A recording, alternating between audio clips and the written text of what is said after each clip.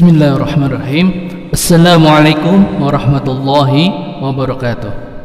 Alhamdulillah wassalatu wassalamu ala Rasulillah wa ala alihi wa ashabi ajma'in, amma ba'd. Alhamdulillah kita dapat berjumpa pada pembelajaran pendidikan Al-Qur'an atau BTA pada pertemuan yang ketiga. Yang dimana sebelum kita memulai pembelajaran, mari kita berdoa ya. Semoga pembelajaran pada hari ini kita diberikan keberkahan. Amin ya rabbal alamin. Bismillahirrahmanirrahim. Alhamdulillah rabbil alamin, wassalatu wassalamu ala asyrafil anbiya'il mursalin sayyidina maulana Muhammad wa ala alihi wa sahbihi ajma'in. Raditu billahi rabba wa bil islam dina wa bi Muhammadin nabiyya wa rasula. Rabbi zidni ilma warzuqni fahma bi rahmatika ya arhamar rahim. Walhamdulillahirabbil alamin. Semoga dengan doa ini kita dapat memperoleh ilmu yang akan Bapak jelaskan dan kalian dapat memahami apapun yang kalian dapat pada pembelajaran pada hari ini. Pada episode sebelumnya kita sudah membahas tentang surah Al-Fatihah ayat 1 penjelasan ya. Yang dimana pada ayat sebelumnya, ayat pertamanya adalah Bismillahirrahmanirrahim. Artinya dengan menyebut nama Allah yang Maha Pengasih lagi Maha Penyayang, yang dimana setiap kita melakukan sesuatu, semua aktivitas yang baik itu dilakukan dengan membaca apa? Bismillah. Mau berangkat sekolah baca Bismillah, mau belajar baca Bismillah ya, mau pergi ke pasar baca Bismillah dan lain-lain. Nah, pada episode pada hari ini kita akan melanjutkan penjelasan surah Al-Fatihah ayat 2 sampai 7 ya. Pada ayat kedua bacaannya apa? Alhamdulillahi rabbil alamin. Segala puji bagi Allah Tuhan semesta alam. Al-Hasan ini seorang ulama berkata, tidak ada satu nikmat pun kecuali ucapan alhamdulillah adalah lebih baik daripadanya. Artinya yang paling baik itu adalah kata alhamdulillah. Tidak ada satu kata pujian pun, tidak ada satu kata sesuatu yang memberikan nikmat kepada kita kecuali adalah kata alhamdulillah. Segala puji bagi Allah. Memuji orang adalah karena perbuatan yang baik yang dikerjakan dengan kemauan sendiri.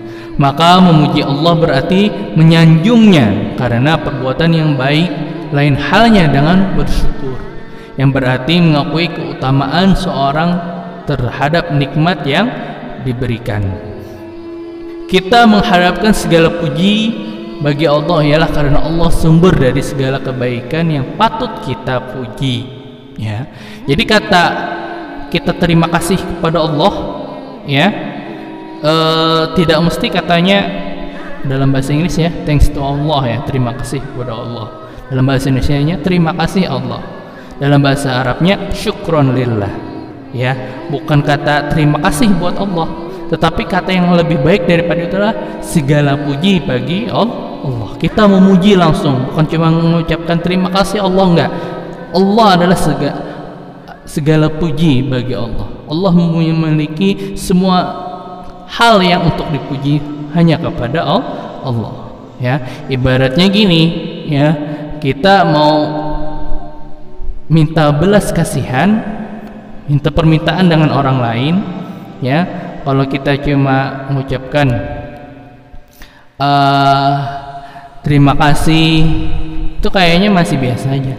Tapi kalau kita memuji orang tersebut, bungasnya pian ya, langkarnya pian, pintarnya pian, ujung-ujungnya minta pang duit gitu minjam pang duit gitu, ujung-ujungnya seperti itu.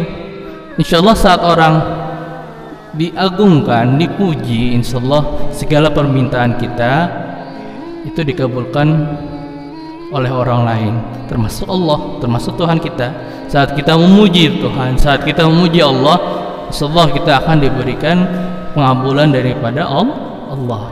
Apapun yang kita doakan insyaallah dia kabulkan. Makanya ayat kedua adalah alhamdulillahi rabbil alamin. Nah, kita bahas yang terakhirnya rabbil alamin. Rabb Tuhan artinya Tuhan ya. Rob itu artinya Tuhan. Tetapi Tuhan gak cuma Tuhan, artinya ada beberapa arti. Bisa artinya Tuhan itu yang mendidik. Rob artinya orang pendidik, ya.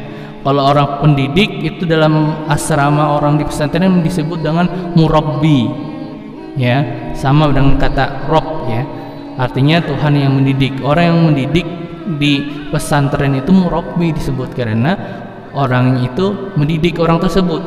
Bisa juga rob itu pemimpin, memimpin. Bisa juga rob itu berarti Tuhan. Jadi ada tiga, ya, Tuhan, pendidik atau pemimpin yang mengatur seluruh alam. Lafal Rob tidak dapat dipakai selain untuk Tuhan, ya, nggak boleh, kecuali kalau ada sambungannya. Rabbul Bait, ya, artinya yang punya rumah atau tuan rumah, ya, kayak murabbi tadi ada imbuhan di awalan, maka itu disebut dengan pengasuh asrama atau pendidik asrama, makanya ada murabbi, ya. Jadi kalau ditambah dengan akhiran atau awalan itu bisa berubah untuk sesuatu yang bukan Tuhan. Tapi kalau cuma satu kata Rob itu arti pasti menuju kepada Tuhan, yaitu kepada Allah.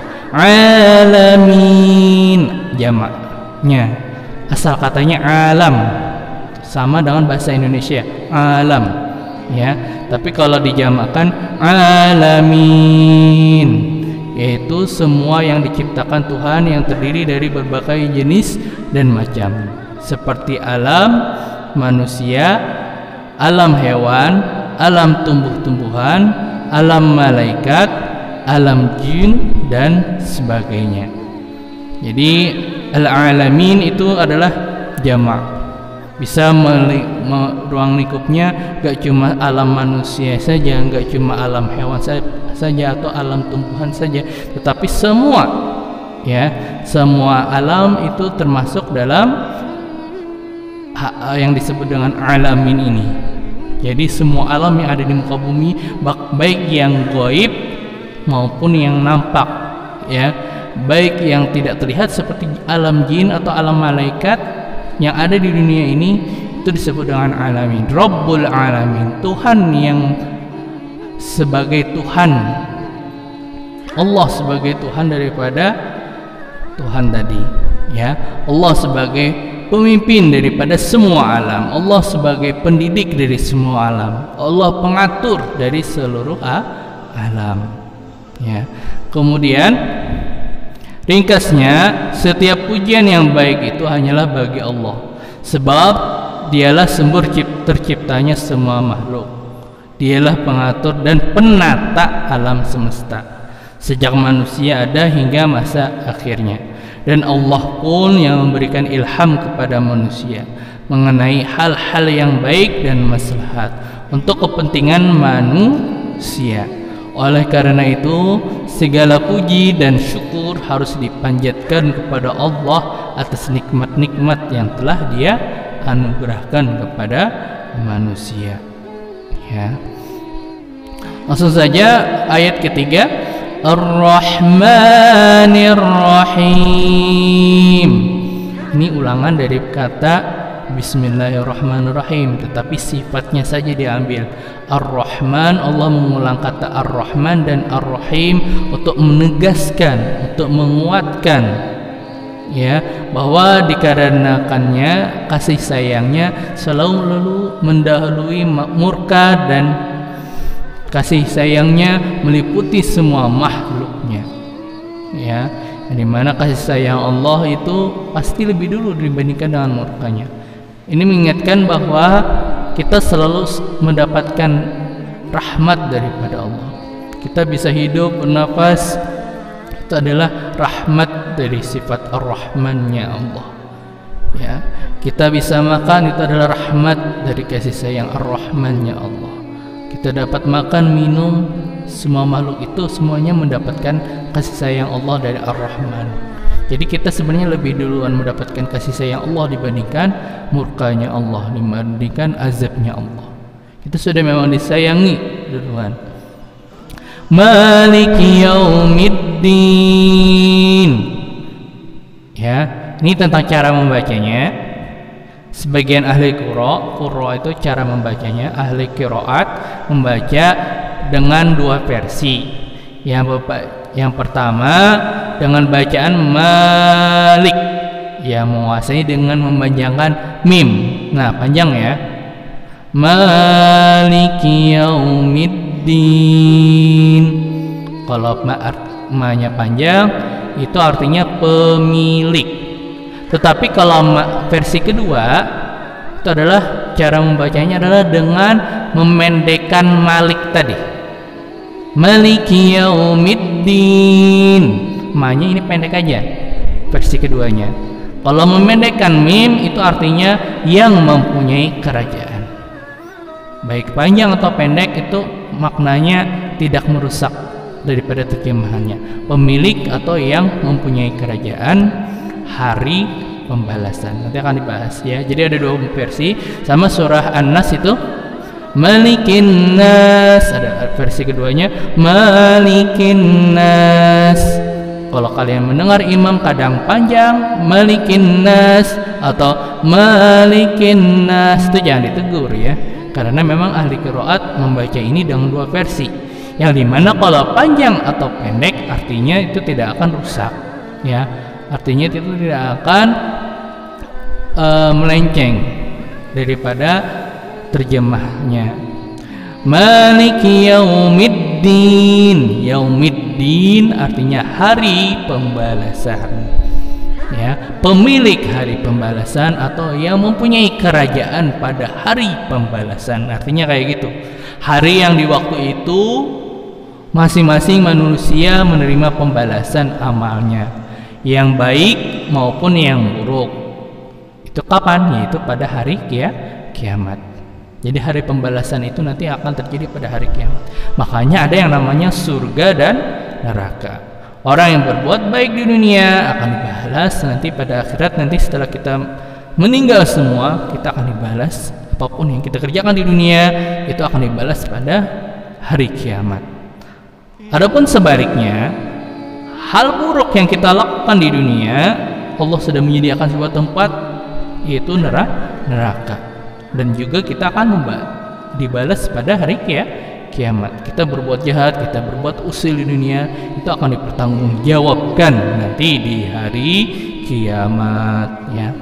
Afal yaumiddin disebut sebagai secara khusus ya, karena pada hari itu tiadalah seorang pun yang mempunyai kekuasaan kecuali Allah.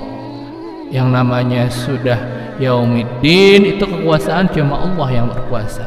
Tidak ada lagi yang namanya anak presiden, tidak ada lagi yang namanya seorang presiden, tidak ada lagi yang namanya bos batubara, tidak ada lagi yang namanya pemimpin perusahaan, tidak ada lagi yang namanya ketua pedagang ya, dan lain-lain. Saat di hari kiamat, pada hari pembalasan, semua pangkat yang ada di dunia itu disingkirkan.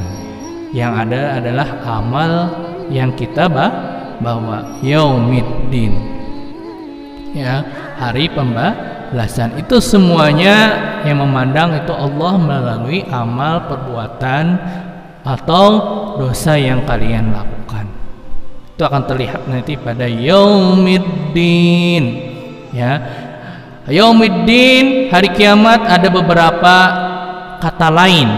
Kata lainnya itu seperti yaumul qiyamah, hari kiamat, yaumul hisab, hari penghisaban, hari perhitungan. Jadi amal kita bakalan dihitung pada yaumul hisab, karena hari kiamat itu ada beberapa proses ya, ada dihisab dulu, baru setelah itu yaumul jaza, itu hari pembalasan ya. Jadi jaza itu artinya pembalasan, maksudnya diberi ganjaran. Kita yang berbuat dosa itu dimasukkan ke neraka, kita yang berbuat baik, berbuat amal soleh, kita diberikan tempat yaitu surga dan sebagainya.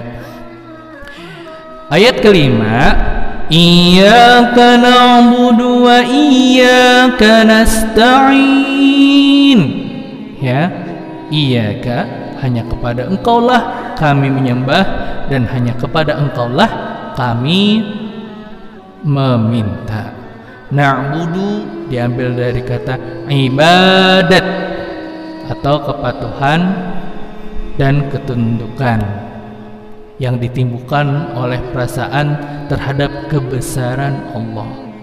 Ya, di na'budu itu adalah perasaan tunduk yang dimana kita merasa kita ini di dunia ini nggak ada artinya dibandingkan kebesaran Allah. Kalau dibandingkan dengan makhluk ciptaan Allah, kita ini hanyalah seperti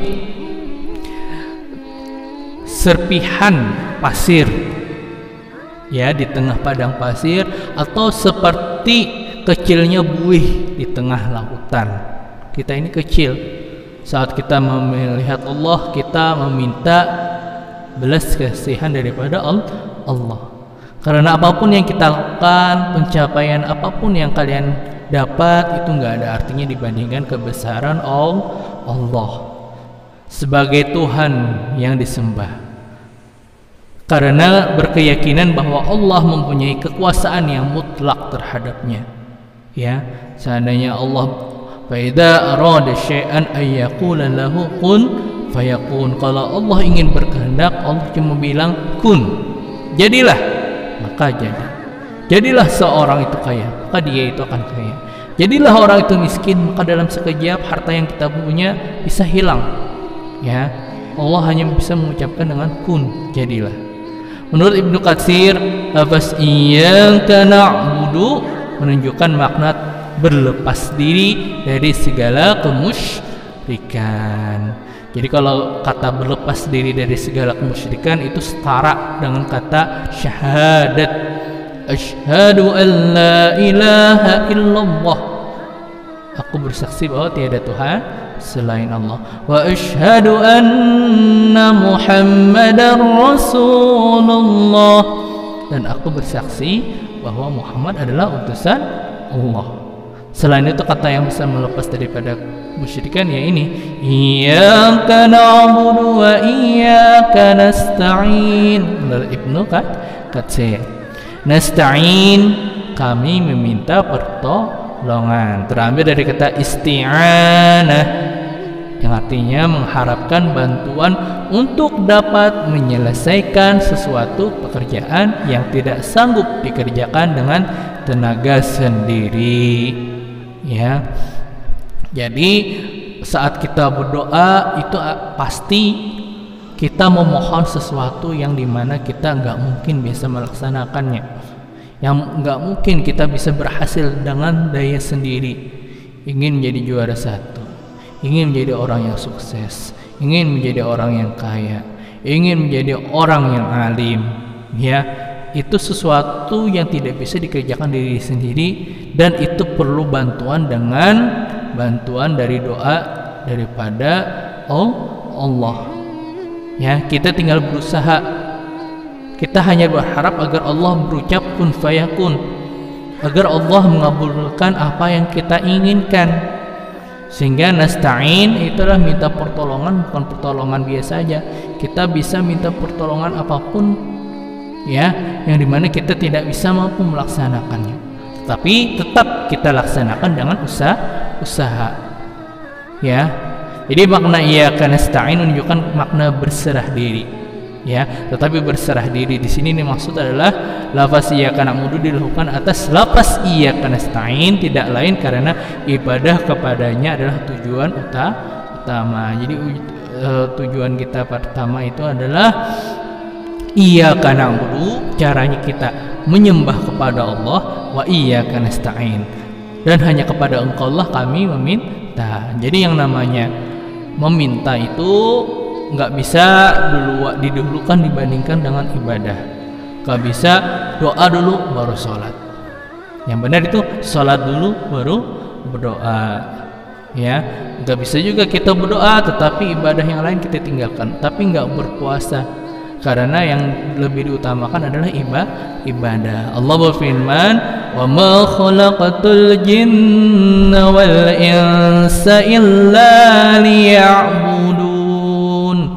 Aku tidaklah menciptakan jin dan manusia kecuali hanya untuk menyembah. Ya. Jadi iyyaka nasta'in ini adalah lebih didulukan. Yang pertama adalah kita menyembah kepada Allah. Ya.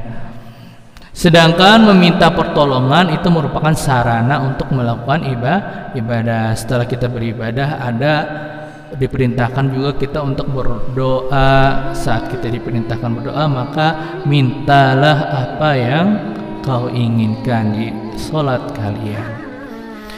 Ayat berikutnya, ayat 6, ihdinas siratal mustaqim. Tunjukilah kami, dari kata hidayat, yaitu memberi petunjuk ke suatu jalan yang benar. Yang dimaksud dengan ayat ini bukan sekedar hanya memberi hidayah saja, tetapi juga memberi taufik. Loh, apa bedanya hidayah sama taufik? Kalau hidayah itu adalah petunjuk, ya, tetapi petunjuk yang belum diarahkan kepada kita, petunjuk yang belum diberitahu kepada kita. Tapi kalau sudah taufik, ya, itu adalah petunjuk yang sudah kita amalkan. Ya, kita misalnya tersesat di suatu jalan, kita dapat petunjuk. Ya, di antara jalan 1, 2, dan 3, jalan paling cepat itu nomor 2. Ya, jalan kedua yang paling cepat. Nah, saat kita mendapatkan petunjuk itu artinya kita mendapatkan hidayah. Ya. Tetapi kalau taufik hampir mirip dengan tadi, kita dapat petunjuk, tetapi kita melalui jalan kedua dan ternyata memang jalan nomor 2 tadi paling cepat, itu namanya taufik. Artinya taufik ini lebih kepada pengamalannya, yang dimana petunjuk yang sudah kita amalkan, petunjuk yang sudah kita raih, dan petunjuk yang sudah sukses kita laksanakan. Itu yang perbedaan antara hidayah dan taufik. Menurut Al-Qurtubi, maknanya tunjukkanlah kami ke jalan yang lurus, ya, menurut tafsir beliau, dan bimbinglah kami kepadanya. Perlihatkanlah kepada kami jalan hidayahmu yang akan menyampaikan kami kepada kasih sayang dan kedekatanmu. Syiratal ladzina an'amta 'alaihim ghairil maghdubi 'alaihim waladdallin. Ya. Jadi pada ayat sebelumnya, ya Allah, tunjukkanlah jalan yang lurus. Sambungannya jalan lurus yang kayak mana? Jalan yang seperti apa jalan lurus itu? Baru ada sambungannya pada ayat 7. Siratal ladzi, jalan yang seperti orang yang telah diberi nikmat hidayah, nikmat keridhaan kepada mereka. Bukan jalan orang yang sesat, ya, dan juga bukan jalan orang yang dimurkai Allah. Ya. Jadi kita ingin seperti jalan yang ditempuh para nabi. Kita ingin minta diberi petunjuk seperti jalan orang yang diberikan kepada orang-orang soleh. Jangan sampai kita menempuh jalan orang yang dimurkai Allah, dan juga jangan sampai kita menempuh jalan yang sesat. Ya, dalam tafsir Al-Maraghi disebutkan orang-orang yang diberi anugerah Allah itu contohnya kayak nabi, As-Siddiqin. Siddiqin ini kan ada gelar buat para khalifah 4, ya, Abu Bakar, Umar, Utsman, Ali, ya, karena mereka itu diberi jaminan Rasulullah dalam hadis, mereka itu adalah orang-orang yang pasti masuk surga. Kalau kita menempuh jalan sama kehidupannya kayak 4 orang tadi, insyaallah kita akan ikut bersama mereka masuk surga. Atau jalannya orang soleh, ya, orang soleh ini masih hidup sampai sekarang. Nabi sudah 1400 tahun yang lalu, ya, kita ditinggalkan hadis dan Al-Quran. As-Siddiqin ditinggalkan hadis dan Al-Quran. Saat ini kita lihat dengan para ulama, as-solihin itu orang ulama, ya, dari melihat ulama, al-ulama'u warisatul anbiya, ulama itu adalah warisannya nabi, Ulama itu adalah pengamal perilakunya Nabi. Jadi kalau kita nggak bisa melihat langsung realnya Nabi, nggak bisa melihat langsung as-siddiqin, masih ada as-solihin insyaallah di muka bumi ini. Ya, kalian lihat ulama, kalian lihat wataknya, kalian lihat perilakunya, insyaallah mereka merujukan kepada as-siddiqin dan Nabi. Nah, di mana insyaallah mereka itu adalah orang-orang yang masuk surga, yang terdiri dari umat yang telah lalu. Ya. Kemudian menurut Ibnu Katsir yaitu jalan orang yang telah engkau beri nikmat kepada mereka, contohnya 3 tadi, Nabi, Siddiqin sama Solihin, berupa ketaatan kepada Allah. Mereka itu taat.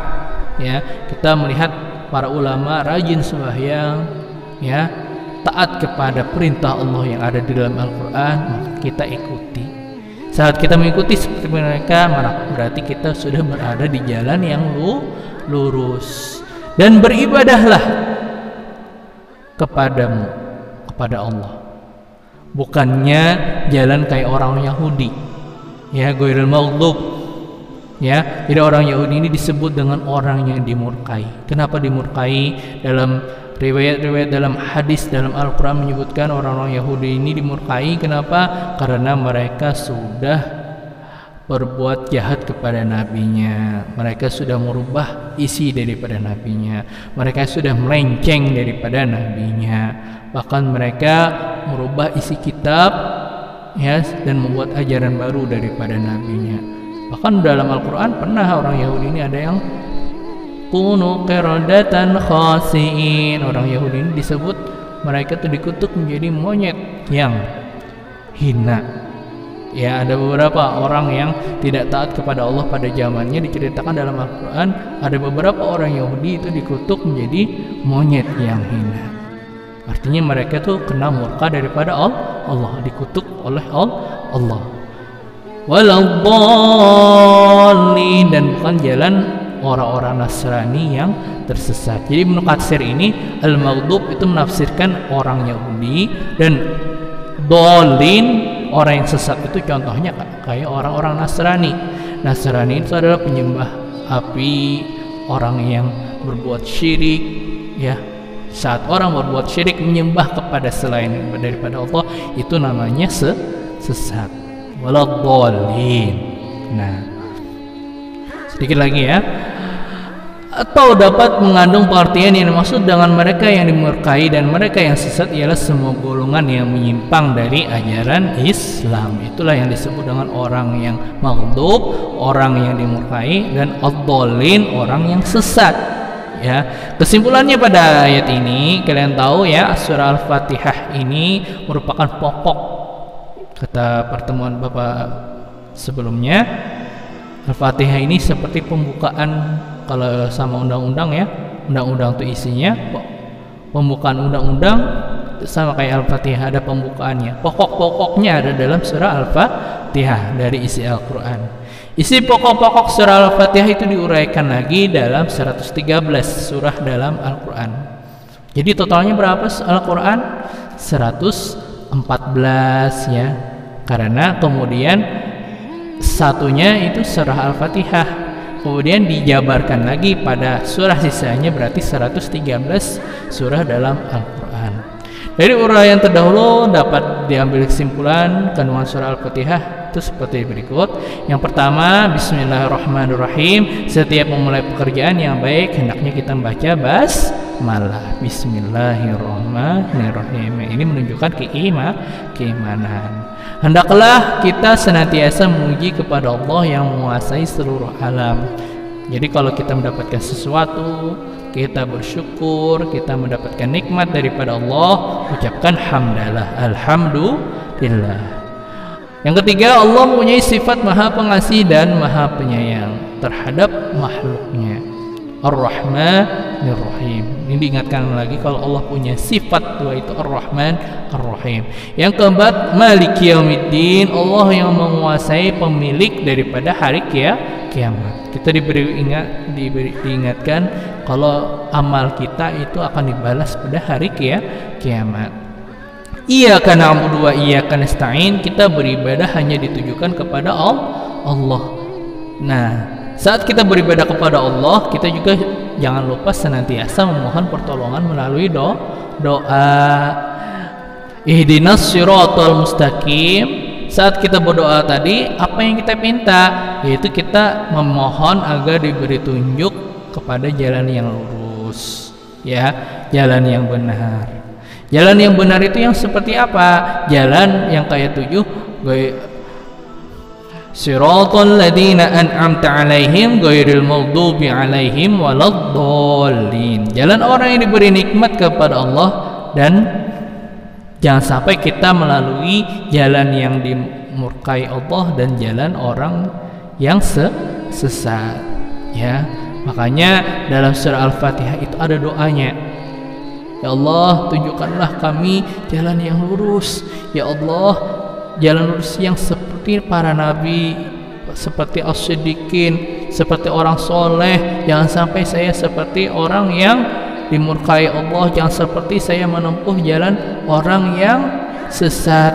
Makanya pada akhir dalam salat berjamaah, akhirnya apa yang dibaca? Amin. Ya, dimana makmum itu mengaminkan dari bacaan daripada imam. Amin ya rabbal alamin. Semoga kita diberikan petunjuk, kita diberikan hidayah, kita dapat menempuh jalan yang lurus, kita menempuh jalan yang benar, ya. Amalkan surah Al-Fatihah ini dalam salat kita masing-masing. Yang terakhir adalah silakan kalian kerjakan tugas di bawah ini, ya. Kemudian kalian tulis soalnya dan jawabannya di buku tulis. Lalu kalian kumpul pada form pada deskripsi video ini. Jangan lupa like dan subscribe video ini untuk mendukung channel pendidikan pada channel Bapak, pada channel YouTube ini. Itu aja dari Bapak. Salah kata mohon maaf. Wabillahi taufiq wal hidayah. Wassalamualaikum warahmatullahi wabarakatuh.